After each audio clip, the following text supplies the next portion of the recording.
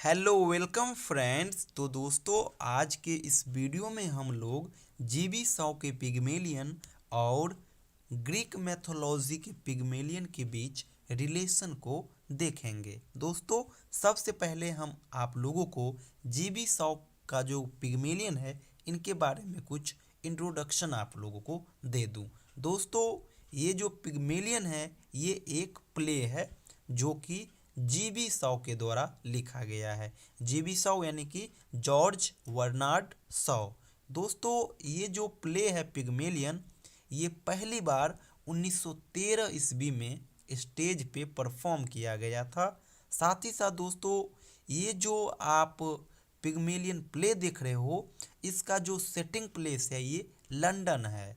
This play has 5 acts. दोस्तों ये जो प्ले है ये 5 एक्ट को कंसिस्ट करता है और हर एक्ट में अलग अलग प्रकार का जो कहानी है वो मेंशन है। दोस्तों यहाँ पे मैं आप लोगों को एक चीज़ बतला दूं कि जीबी साउ का जो प्ले है पिग्मेलियन इसका टाइटल ग्रीक मैथोलॉजी के पिग्मेलियन से लिया गया है। यानी कि हमें जीबी साउ के प्ले पिग्मेलियन को समझने के लिए सबसे पहले ग्रीक मैथोलॉजी के पिग्मेलियन को समझना होगा। तो चलिए सबसे पहले हम लोग ग्रीक मैथोलॉजी के पिग्मेलियन को समझ लेते हैं। The title of the play has been taken from Greek mythology. दोस्तों जीबी साउ का जो प्ले है पिग्मेलियन इसका टाइटल ग्रीक मैथोलॉजी के पिग्मेलियन से लिया गया है। It refers to Pygmalion who was the Greek sculptor. दोस्तों ग्रीक मैथोलॉजी का जो पिग्मेलियन है ना ये एक व्यक्ति को इंडिकेट करता है जिसका नाम होता है पिग्मेलियन और वो पेशे से एक स्कल्प्टर यानी कि एक मूर्तिकार होते हैं। Who curved a statue of a women.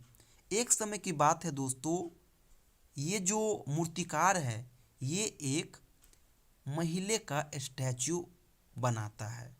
The statue was so beautiful that the sculptor fail in love with it.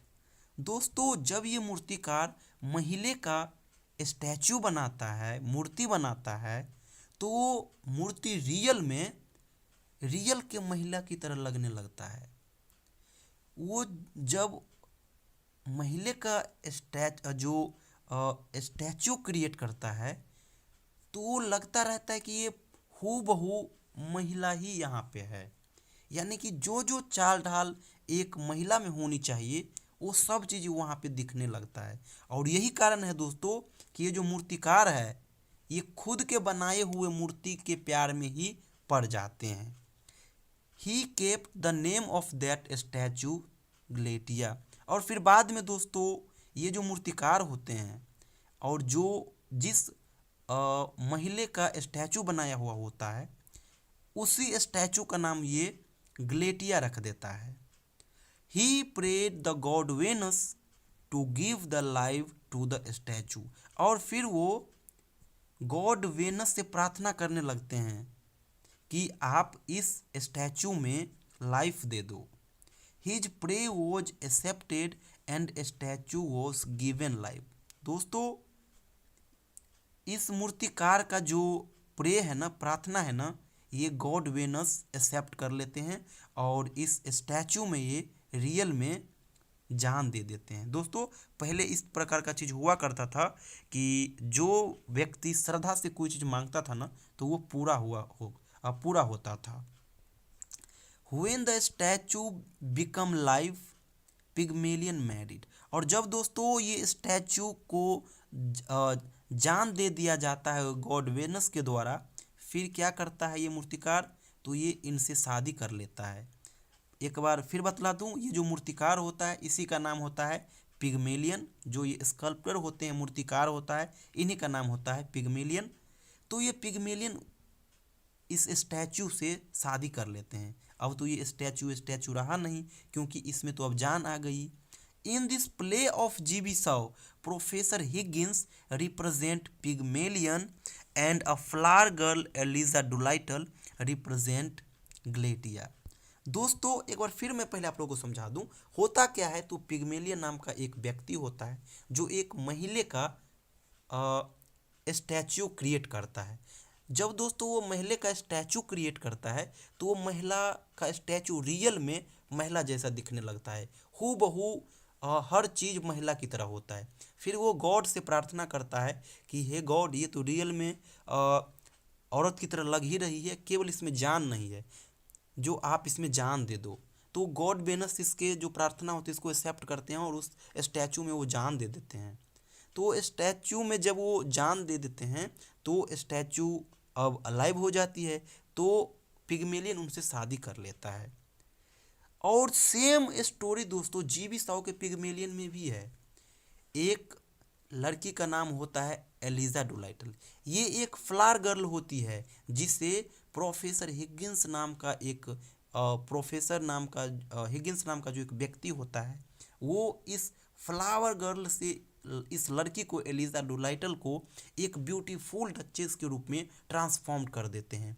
जिस प्रकार से ग्रीक मैथोलॉजी में पिग्मेलियन नाम का मूर्तिकार एक स्टैचू बनाता है और उस स्टैचू बनाने के बाद उसमें जान दे देता है, इसी प्रकार से दोस्तों प्रोफेसर हिगिंस नाम का व्यक्ति एलिजा डोलाइटल नाम की एक लड़की के जीवन में समझिए एक प्रकार से वो जान डाल देता है। क्योंकि दोस्तों जान इसलिए हम कहेंगे क्योंकि एलिजा डोलाइटल जो है ना दोस्तों ये एक कोकनी फ्लावर गर्ल थी।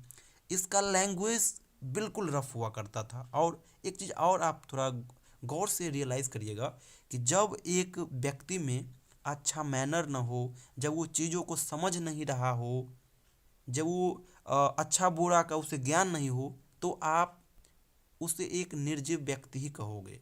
तो यही किया प्रोफेसर हिगिंस ने।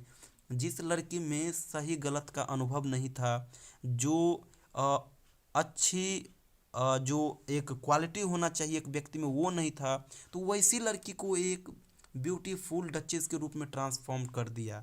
तो इसीलिए दोस्तों ये जो G.B. शाव का जो ये पिग्मेलियन है ना ये ग्रीक मैथोलॉजी पे बेस्ड है। और ग्रीक मैथोलॉजी का जो दोस्तों पिग्मेलियन है ये रिप्रेजेंट करता है प्रोफेसर हिगिंस को, और गिलेटिया जो है ना ये रिप्रेजेंट करता है एलिजा डोलाइटल को। तो आई थिंक अब आप लोग समझ गए होंगे।